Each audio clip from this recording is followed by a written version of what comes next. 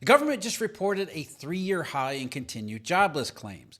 The conference board said consumer confidence plunged in December as consumers shake off the afterglow of the election and go back to worrying about income and jobs again. Jobs are the hardest to find as they've been since the early 2010s. The BLS reporting that the job finding rate had utterly collapsed in October and November. There are a bunch of questions about all of this growing trouble. One, how did it get this way? Where is this hiring freeze coming from? And maybe just as important, what has to happen to finally turn it all around? At the very least, the data is absolutely conclusive on this one point. There are no jobs. Hiring has all but gone extinct. Even the mainstream media is now more regularly reporting on the pain and strain the labor market they all used to call unusually strong just a couple months ago, how much that is causing. Amazing what an election will do in that regard. If the economy is strong and borderline inflationary as the Fed's dots make it appear, why aren't employers staffing up like it is?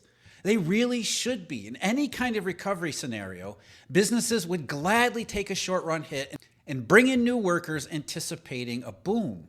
See, that right there is the real reason why the global economy, not just here in the US, is stuck with a growing employment problem. One that is fast becoming an unemployment problem. Employers did staff up on the expectation of a boom, and they got slow motion burnt in the process. Those scars take a lot to remove. It's only been over the past 3, 4, 5 months that those scars have finally caught up in a big way, breaking out of the mainstream labor data, which keeps showing more and worsening warning signs. Jobless claims, consumer confidence that's falling, the utter collapse in the job finding rate. I mentioned that a couple days ago. We'll go over where we are in the US labor market, but just as important, how did we get here? And maybe most important of all, what has to happen to get out of this mess?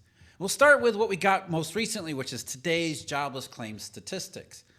Continued unemployment claims, according to the Department of Labor, those hit a 3-year high. They're at 1.91 million as of the latest week, which is the highest since November 13th of 2021.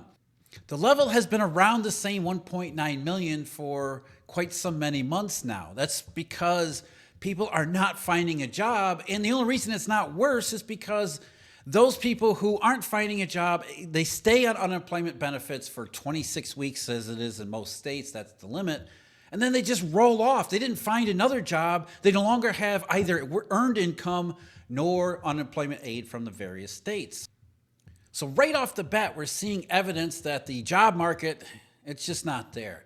Those who are unlucky enough to find themselves out of a job have nowhere to go. So they're getting stuck on state unemployment aid, exhausting their entire eligibility, and then they roll off into nothing. No wonder consumer confidence is falling, as we'll see here, because people realize if they are unlucky enough, and if their employers continue to go on and follow through with some of the noises that workers are definitely hearing, they might be next. And if you're next, there is just no place to go in the job market. Even as initial unemployment claims continue to be relatively low, suggesting that while employers are not hiring, they're also not firing, at least not in a major way just yet.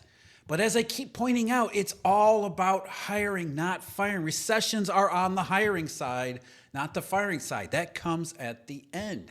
The rise in unemployment is simply because people are piling up in unemployment with no jobs to go to.